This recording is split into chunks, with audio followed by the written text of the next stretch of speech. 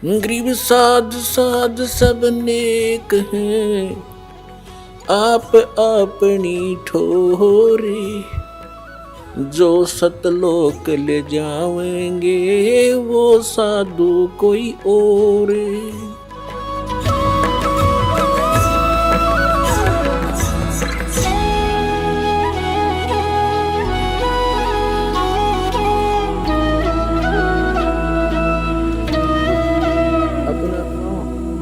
परमात्मा आप तक पहुंचने के लिए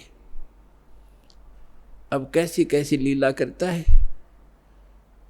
मैं रोवत हूँ सृष्टि को, सृष्टि रोवे मोहे, गरीबदास इस वियोग को समझ न सकता कोई। जो जन मेरी शरण है, ताका हूँ मैं दासे, गेल गेल लाग्या फिरूं हूँ जब तक धरती आकाशे। पुण्यात्मा, परमात्मा कहते हैं जो मेरी एक बार शरण में आ गया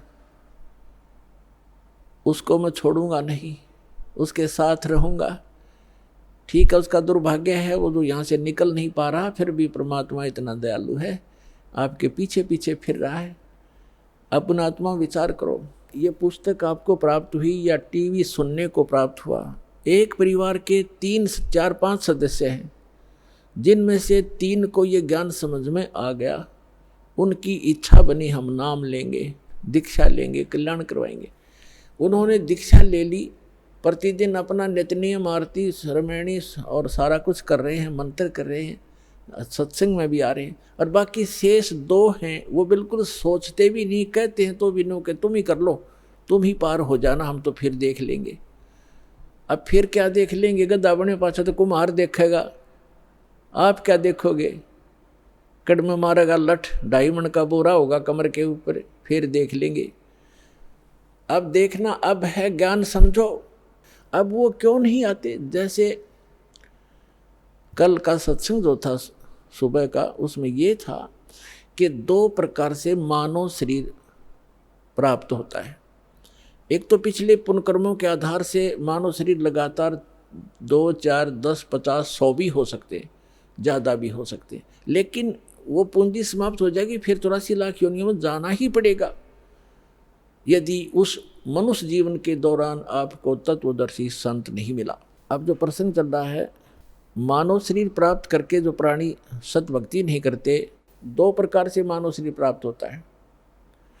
एक तो बता दिया आपको पूर्व जन्मों से, जैसे परमात्मा सन 1398 में सतलोक से चलकर आए थे, 1518 तक 120 वर्ष इस धरातल पर रहे, काशी के अंदर बनारस में जुल्हे के कार्य करते रहे और अपने बच्चों को एक समय में 1-1 हज़ार स्थान पर प्रकट होकर परमात्मा ज्ञान सुनाया करते थे, उनको लाभ देते थे, आशीर्वाद देते थे, सुख हो जाता था। वो मंत्र जाप करते थे।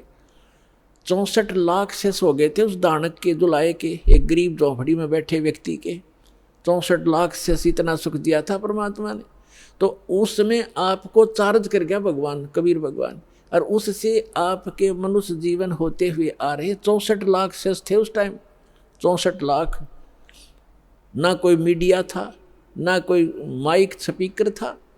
वो परमात्मा असंख्य रूप बना सकता है। तो जिस कारण से उसने आप सभी को चार्ज किया, आपके मनुष्य जीवन होते हुए आ रहे हैं, और आप पूजाएं भले ही दूसरी करते रहे, लेकिन पूर्व जन्म की बैटरी चार्ज थी, आपको सुख मिलते रहे। फिर भी कोई दुख क्रम का आता है तो आप इधर उधर भागते रहे, कोई मंदिर में, कोई गुरुद्वारों में, कोई पहाड़ों पर, कोई गुफाओं में, या किसी संतों की खोज करते रहे, उससे लाभ कुछ नहीं होना था आपको। और दूसरी प्रकार के जो व्यक्ति है, आपको बताया कि जैसे एक तो 84 लाख सभी प्राणियों के शरीरों में से गुजर के निकल के एक मानव शरीर टर्न वाइज मिलता ही मिलता है, स्त्री या पुरुष का। तो जो ऐसे 84 लाख योनियों से निकल कर आए हैं, वो काल के पक्के हैं, वो काल की फर्द में चढ़ गए, वो काल की रजिस्ट्री में है। अब वो भक्ति नहीं कर सकते। एक परिवार में 3 नाम ले चुके हैं, सत भक्ति कर रहे हैं, उनको समझा रहे हैं वो कि ठीक ठीक तुम कर लो, ये भी शुक्र है कि वो उनको मना नहीं करते, नहीं तो वो काल के दूत उनको भी मना कर दे, तुम भी नहीं जाओगे, ऐसा नहीं कर दोगे। ऐसा बताया परमात्मा ने कि जैसे ये कोयल क्या करती है, कोयल पक्षी है, ये अपना अलग से घोंसला बना करके अंडे उत्पन्न नहीं करती, क्योंकि उसके अंडों को काग खा जाते हैं, छोड़ते नहीं। ऐसा फार्मूला अपना रखा उसने। जैसे मादा कवि ने अंडे उत्पन्न किए घोंसले में, और वो जाती है चुग्गा चरने इधर उधर, वो देख लेती है कि चलेगी काफ़ी दूर, तो उसके घोंसले में अपने अंडे उत्पन्न कर देती है। अब जो कौवी आती है वापस, वो असमंजस में पड़ जाती है कि कौन से मेरे हैं, कौन से दूसरे हैं। तो वो इस असमंजस में उन चारों के चारों की ही परवरिश करना प्रारंभ कर देती है। और जब वो बच्चे उत्पन्न होते हैं तो एक जैसा कलर होता है, कोई पहचान नहीं होती उनकी, बिल्कुल सेम टू सेम रहते। और वो कोयल उस पर नज़र रखती है घोंसले पर कि अब ये कितना उड़ारी भर रहे हैं, कितनी दूर तक जा सकते हैं।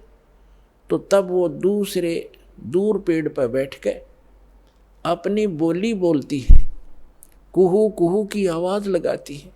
जो कोयल के बच्चे होते हैं उनको प्रभाव होता है उनका, वो एकदम ऐसे ऐसे देखते हैं। जब वो फिर बोलती रहती है तो उड़कर वो अपनी माँ की बोली से आकर्षित होकर अपनी माँ की तरफ उड़कर चल पड़ते हैं। अब कौवी उनके पीछे पीछे उड़ती है कि मेरे बच्चे गए। कोयल आगे उड़ जाती है, दूर वृक्ष पर बैठकर फिर कुहू कुहू करती है, वो बच्चे फिर वहाँ से उड़कर आगे भाग लेते। अब कौवी ये सोचती है ये तो गए सो गए, पिछले बच्चे रह गए, उन पर कोई आपत्ति ना आ जाए, उनको संभालूं, आकर के वो वापस आ जाती है। तो कहने का भाव ये है कि उस घोंसले में 4 बच्चे थे, 2 कोयल के 2 काग के। कोयल वालों के वहाँ बोली असर कर गई, काग वालों के वहाँ में भी नहीं, वो देख नहीं रहे, वहीं बैठे आराम से। तो इसी प्रकार समझना, जो परमात्मा के पूर्व जन्म के संस्कारी बच्चे हैं, संस्कारवश एक ही घर में जन्म भी है, जो काल वाले हैं वो नहीं मानेंगे, और जो कोयल के बच्चे हैं वो सतलोक आश्रम पर वाला में जल्दी आ लेंगे, ज़्यादा देर नहीं लगाएंगे। यानी जो परमात्मा के बच्चे हैं, पूर्व जन्म के संस्कारी हैं, वो शीघ्र आ जाएंगे। परिवार के परिवार आ रहे हैं, वो सारे के सारे कोयल के हैं, भले ही वो काल के घोंसले में यहाँ यानी इस लोक में जन्म हो गया।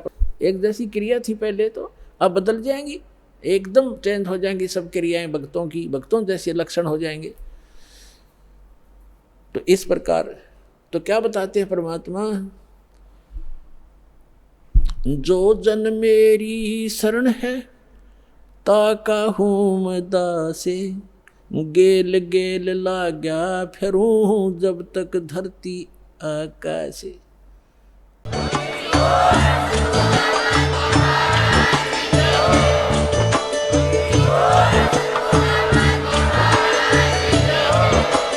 आप सुन रहे थे जगत गुरु तत्वदर्शी संत रामपाल जी महाराज जी के मंगल प्रवचन। अधिक जानकारी के लिए विजिट कीजिए हमारी वेबसाइट www.jagatgururampalji.org। संत रामपाल जी महाराज जी के शुभ आशीर्वाद से पूरे विश्व भर में 500 से भी ज्यादा नाम दीक्षा केंद्र हैं, जिन पर संत रामपाल जी महाराज जी द्वारा ऑनलाइन निशुल्क नाम दीक्षा दी जा रही है। अपने नजदीकी नाम दीक्षा केंद्र का पता करने के लिए संपर्क करें 8222880541।